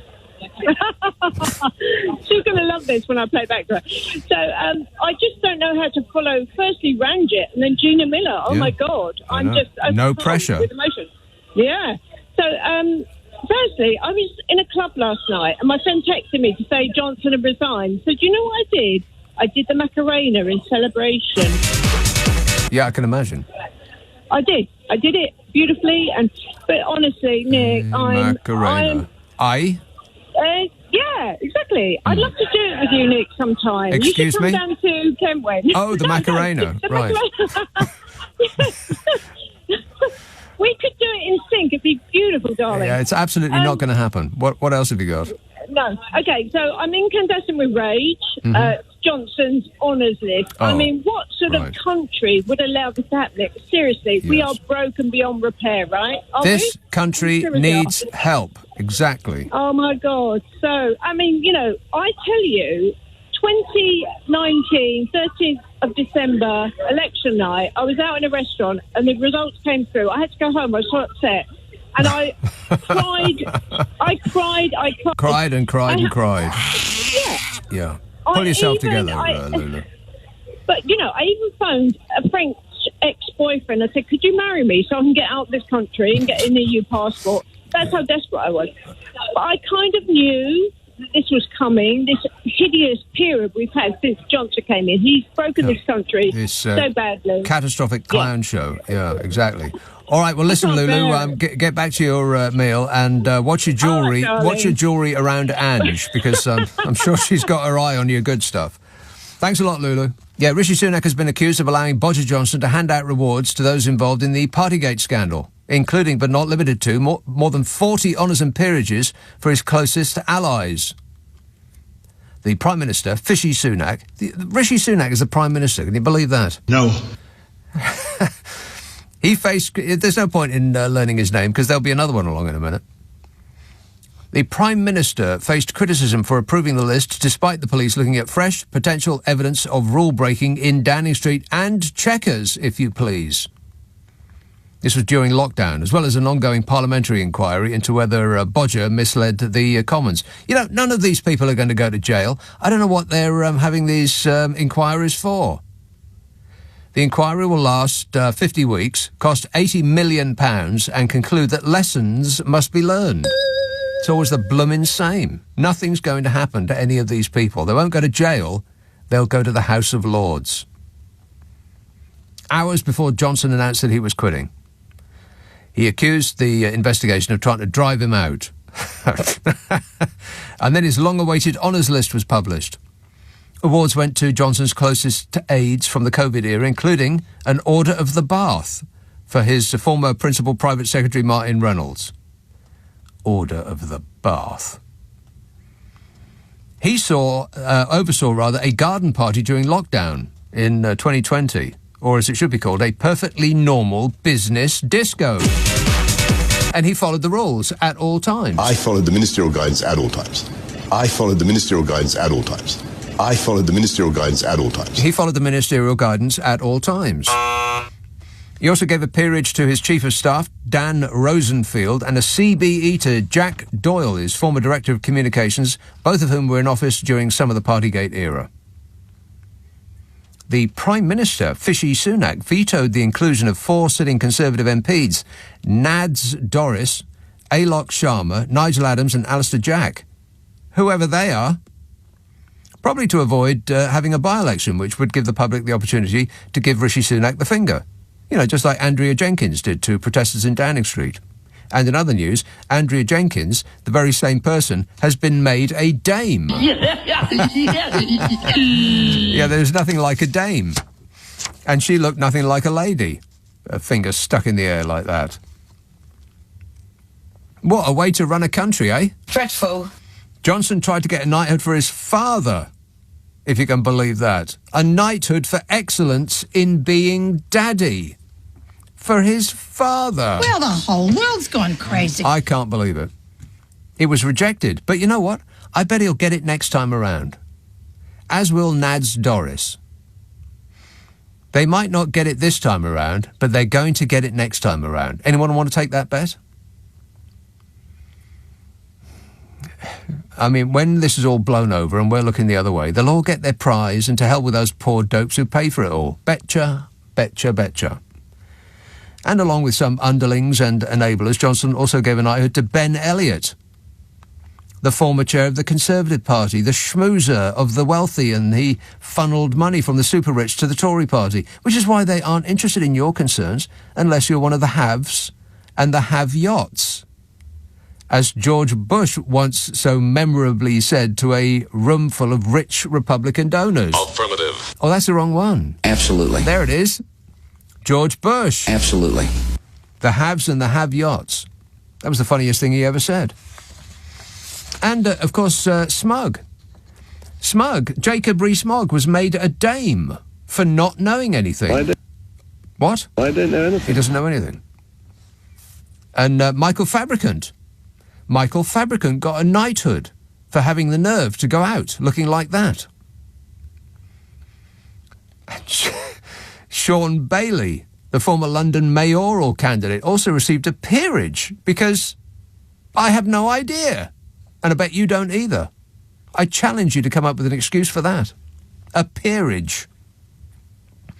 Johnson's wife's dog walker got an OBE. I'm not making that up. And I'm also not kidding when I say that his bloomin' hairdresser got a badge too. What? I mean, that has to have been put there as a distraction bomb, doesn't it? A sort of joke, you know, to get us to focus on how ridiculous that is. His hairdresser. He might as well have ennobled his personal trainer and dietitian. No offence.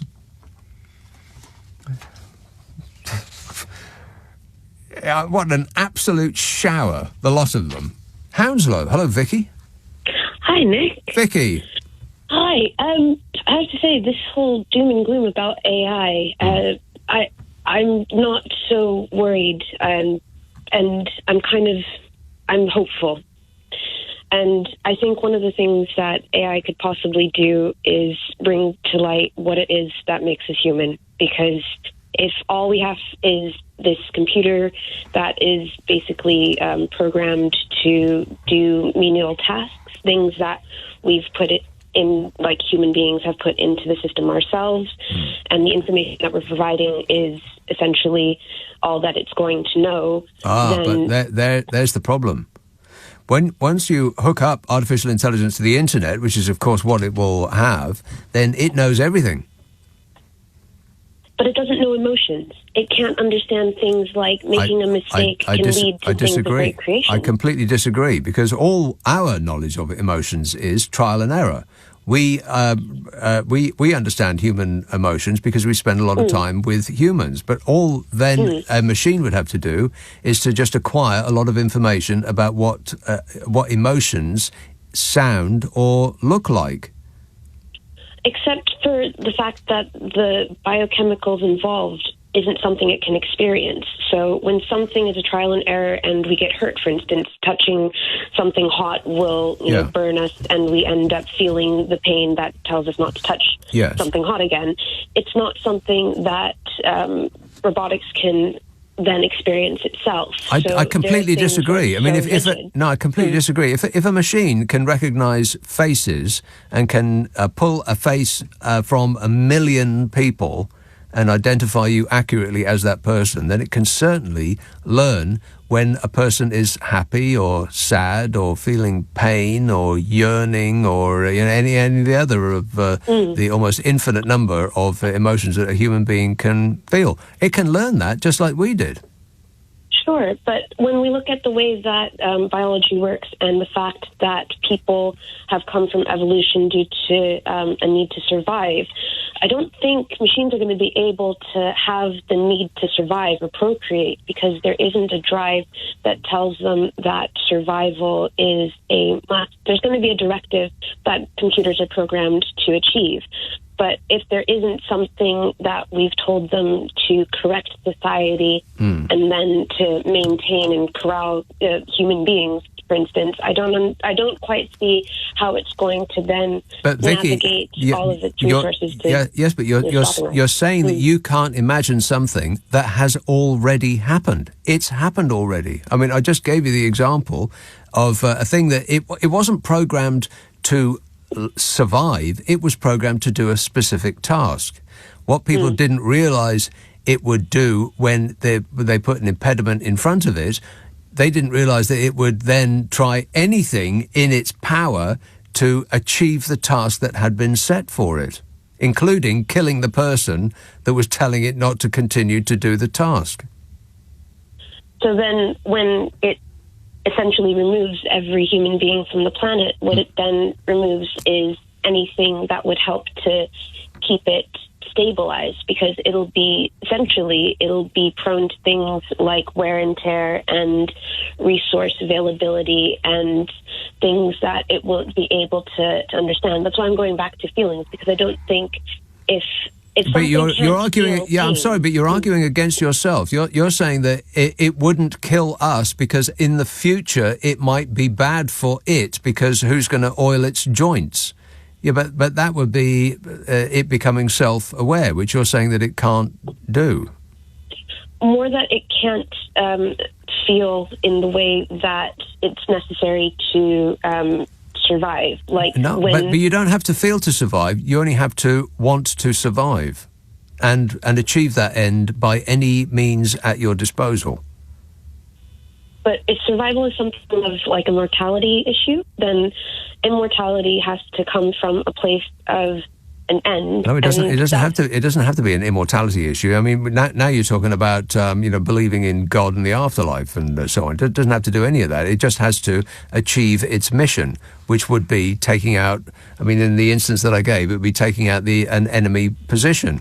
And if the operator says, actually, that's not cancel that order, then the machine thought, well, hang on a minute, I get points for achieving my mission, so I'm going to do it regardless of any other instruction that has come afterwards. And if my human operator continues to tell me not to accrue points, I'm going to kill it. That happened. Would the points have to come from a place of like an emotional place of achievement, of like where not emotion. I think you're getting all hooked up on the ability of machines to feel emotion. I don't think it makes the slightest bit of difference. If it has a goal, then it will achieve it regardless of any emotion. I mean, some of the most successful people are those who express the least emotion. Psychopaths do very well in business because they don't care about anybody else. So when they're experiencing a type of achievement for themselves, there's going to be essentially a very rare moment where they're feeling something, because achievement will bring a very natural rush of endorphins and other. Are you talking about humans now or robots? Yeah, no, psychopaths. So that would be something that they would experience, and if that's something that's like a measure of success, but psychopaths don't feel that. That's part of the essence of being a psychopath or a sociopath or however you want to refer to the people that don't feel emotions. They have no empathy. They do in fact act in a robotic way without care of what their actions do to anybody else in order to achieve their goal, kind of robotically, as a matter of fact. Some of the most successful human beings are those that act most robotically. Upminster. Hello, Keith. Oh, hello, Nick. Sorry. Give me a second. I'll just put my food down. Sure. Why not? Take all the time you need. It's a live show. Okay. So, was born in the USA. Boris Johnson was born in the USA. Mm-hmm. And he lived there.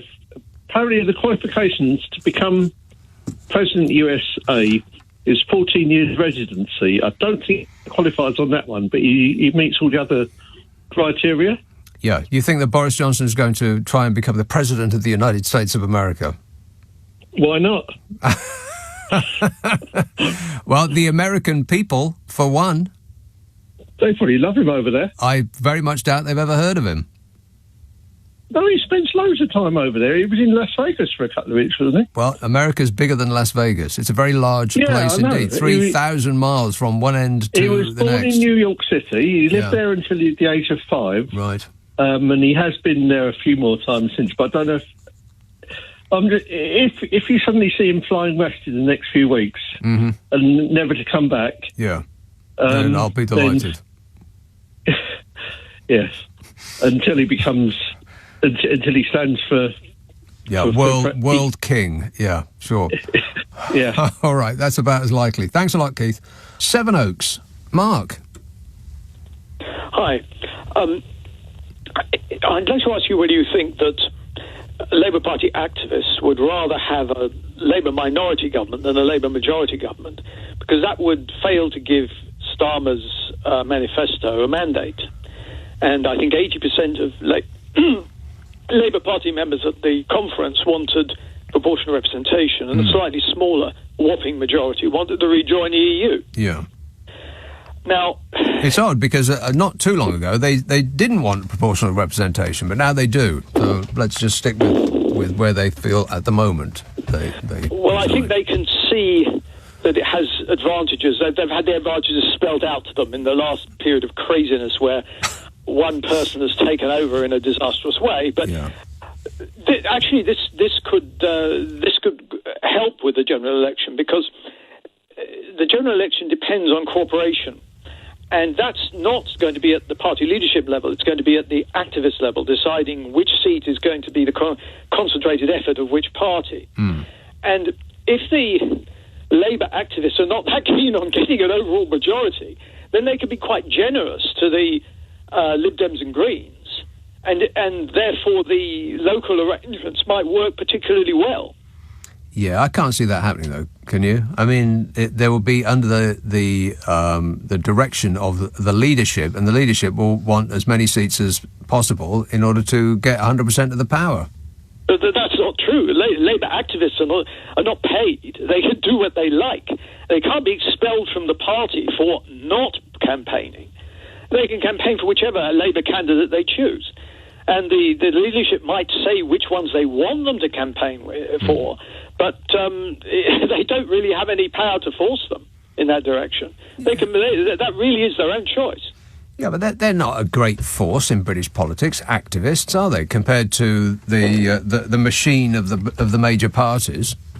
Well, yes, they are, because if people see that in a particular seat you've got only Labour or only Lib Dem or only Green people campaigning, they'll get the message as to what's going on.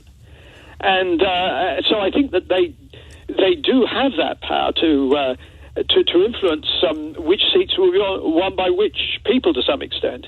And they certainly have the power to organise so that the Conservatives don't win the seats. But obviously, they're going to be issues about exactly which seats are going to be campaigned for by which party. But if one party is being generous because they don't really want a majority, or the activists don't, the campaigners don't, then that could well oil their own negotiations very well, and they'll get on well with each other. Okay. All right. I can't see it myself, but you've obviously thought about it a lot. So good thinking there, Mark. And let me know straight away if you have another thought on that issue. Excellent work. Tottenham. Hello, Shirley. Hi. Hello. Shirley. Thank you for taking the call. I want to know, when they get off these boats, say they're accepted, how long before they bring their wife over, their 4 kids, their parents, their grandparents, and everybody else? Because I think if they come over on their own, by a little boat, and they're accepted, that should be the end of it. Were you ever married, Shirley? Are you married now? No, I'm not married. I never did. I wouldn't stand anybody if he played me up. He'd find all his goods and chattels out on the garden path. Right. Well, I'm sure that's true, but that's not really what I asked. But if you were married, then it seems a little cruel to accept you. And if you are accepted, then the assumption is that your claim is correct, that you have been fleeing persecution or whatever it might be in your home country. Then you must live on your own. You must leave your family behind. That seems particularly cruel to me. Earl's Court. Hello, Sean. Oh, hello. How are you? Good, thanks. Regarding Boris, a quotation came to my head. I think it's from Coriolanus, Act 1, Scene 1, and it's to do with the.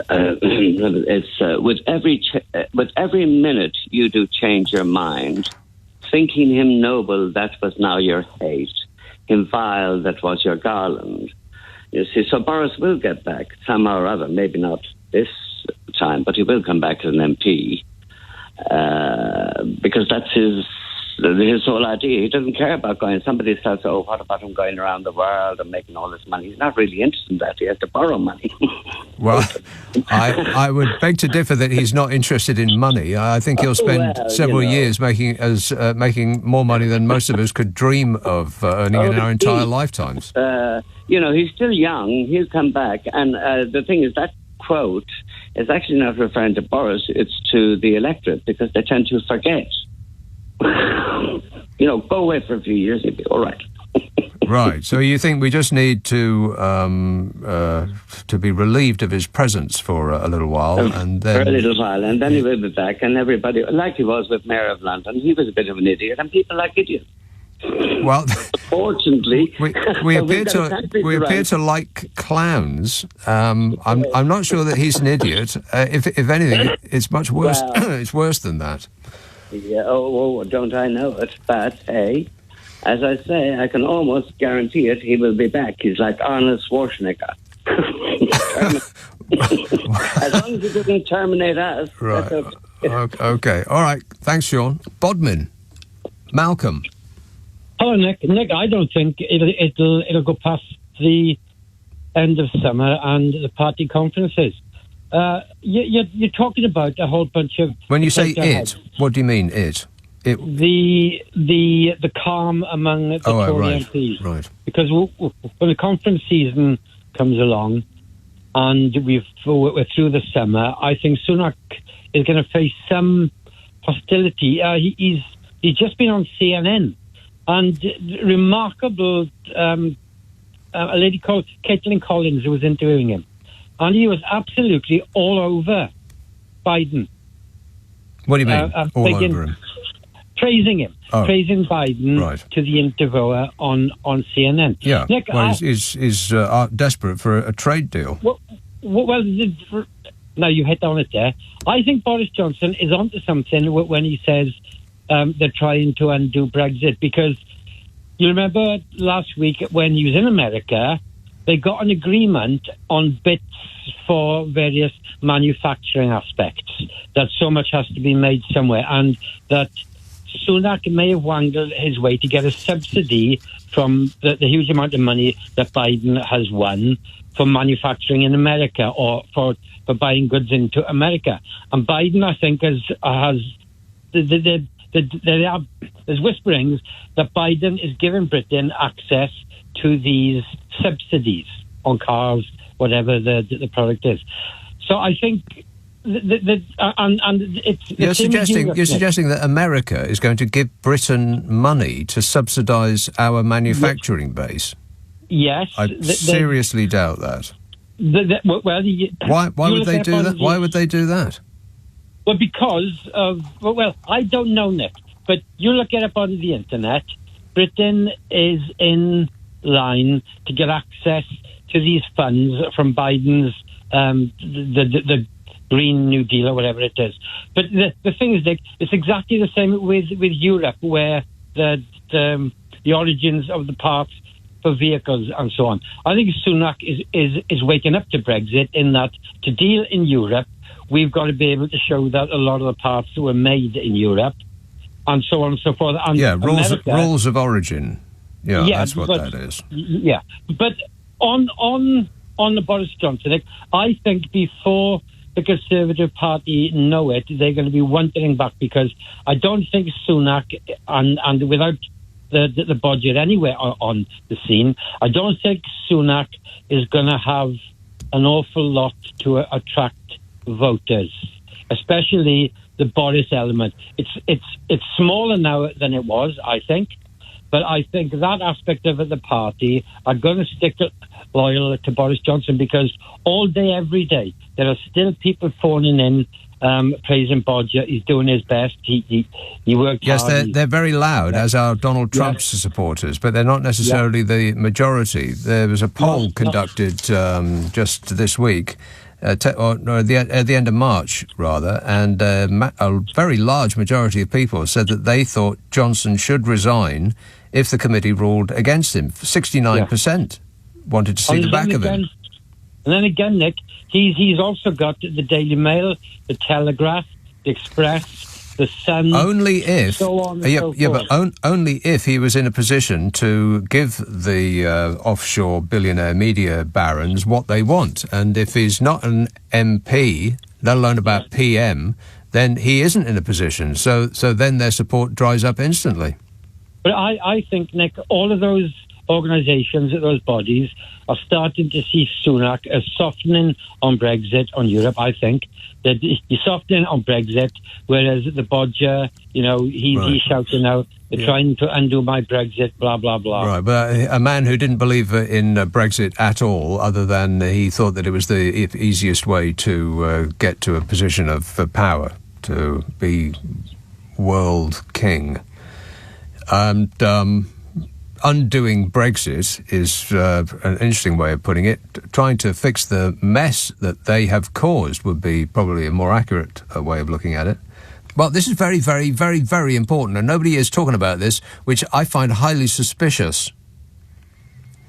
We're about to have our freedoms taken from us, and it's going to happen this week. We're sliding into an autocracy, a dictatorship. What kind of a country bans protest against the regime? A dictatorship. China, Russia, Great Britain. Yes, it's happening to us this week. And the Labour Party is not lifting a finger to do anything about it. They could do, but they're not. The Green Party is the one that is trying to save us, specifically Jenny Jones.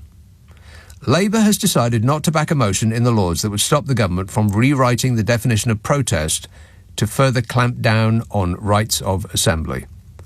Basically, they tried to get this through, and the Lords said no. And so for the first time ever, as far as I'm aware, the government said, oh, OK, well, we want to do it anyway, so we're just going to ignore what Parliament says, and we're going to stick it up the country regardless. And Jenny Jones is trying to stop this from happening this week. She is trying to protect our freedom to voice our opinion, basically.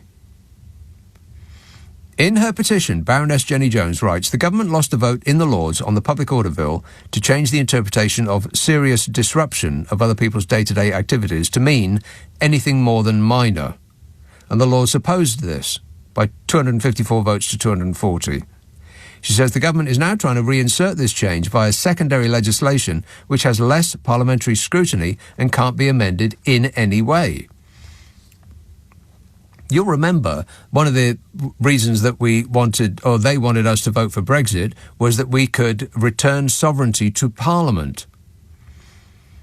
Power back to Parliament.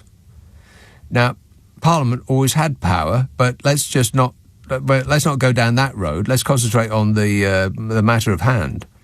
They didn't want power to go to Parliament. They wanted power to rest in the hands of the regime themselves. That's not Parliament. That's a dictatorship. She said, if we lose the Lord's vote on this fatal motion this coming Tuesday, then it allows ministers for the first time ever to overturn a parliamentary vote against a new law. It sets a precedent where a government can lose votes in Parliament when trying to pass legislation and then simply have the same laws waved through as regulations. It undermines the whole system of parliamentary democracy and allows government by diktat. Diktat, as in orders from a dictator. Who would have guessed that Britain's first wannabe dictator would come in such a scrumptious package? I mean, look at his eyes. Look at his cute little suit. Look at his hair.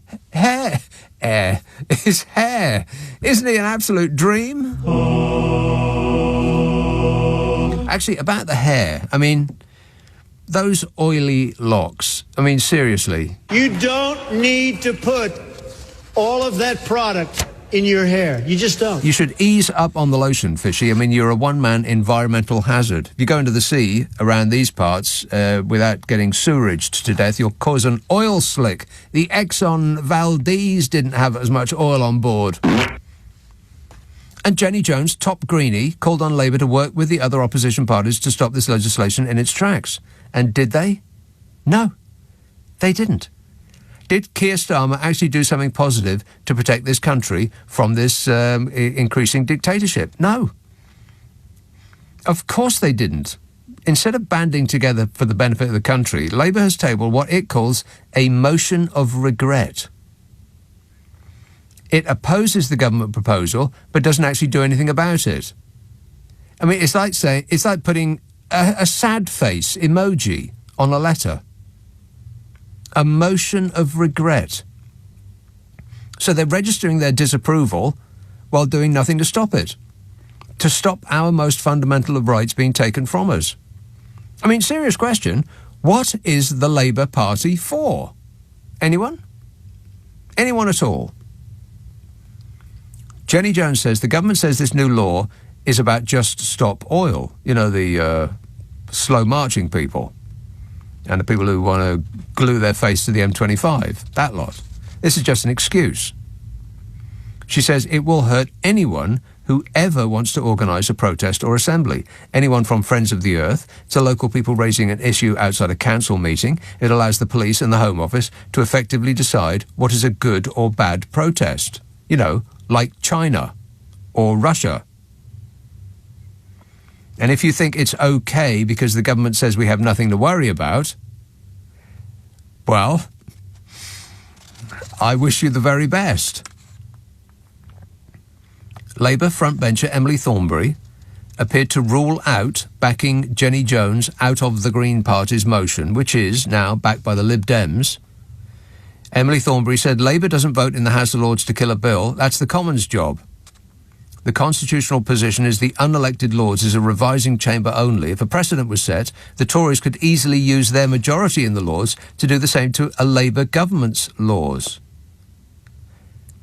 Seriously, the Labour Party think that the Tories are going to play nice and observe precedents if Labour wins the next election. They think the Conservative Party will just, you know, play by Marquess of Queensberry rules and all that. Have they learned nothing? No. I wouldn't be surprised if there was no general election next time. Cancelled for our safety and security. Jenny Jones said, "Dear Emily Thornberry, I hate to tell you this, but it's the Tory government setting the precedent. Introducing something by statutory instrument that has already been thrown out gives a minister the right to change any bill any time. Clearer? Feel better about stopping a Tory precedent?" I say that Jenny Jones should be running the Labour Party. Who's with me? Hands in the air while I count. Here's how deluded the opposition party are. A Labour Lord's source confirmed to the Byline Times that it would not be backing Jenny Jones' motion, Shadow Home Affairs Secretary Vernon Coker's regret motion will, quotes, try and get the government to reconsider their decisions. Right, rely on the kindness of strangers. The source said, if it passes, the government has to respond in some way. Usually they'll get back with a report when they've got time. Hey, it's okay, everybody. Labour is going to make the government produce a report. Oh, fabulous. The government insists the police have asked for these powers to stop protests. So that makes it okay then. I mean, when did giving the police more powers over the people they're supposed to be serving ever turn out badly? That's happening this Tuesday. And no one's saying a blind word about it. I find that very suspicious. Everything about it is highly suspicious to me. Why the media blackout? It's pretty serious stuff. Wake up, sheeple. It's later than you think. Wandsworth, Dorian. Yeah, hello, Nick. Dorian. Yeah, I was thinking, could they buy up, the government, all the empty hotels, empty ones, there'll be government property, and put all the soldiers and homeless people and the migrants all together in these houses? What purpose would be served by putting them together? Well, it'll be solve the problem. The soldiers and the migrants. These empty hotels in Brighton and Bridlington and stuff around the country. And there'll be the building would be government property. Right. It'll be owned by the government. They'll be bought by the government, and you can put all the homeless people and the migrants and have the Hare Krishnas going there to feed them. Well, you've thought this through. Interesting idea. I suppose in the end it would save a considerable amount of money, because the cost of putting people up in these temporary accommodations is not insignificant. I mean, the government says it's £7 million a day, which sounds like a lot. And if you multiply that for the amount of days that we have in a year, that's about £2.4 billion a year. Now, that is 50 times less than the government's Brexit is costing the economy. So when they say that, they are being, in some people's idea, cruel in dragging out the asylum process and putting adults, 4 to a small room. They're only doing it to save the public money. Well, they would save 50 times that amount by renegotiating Brexit. But they seem disinclined to do that.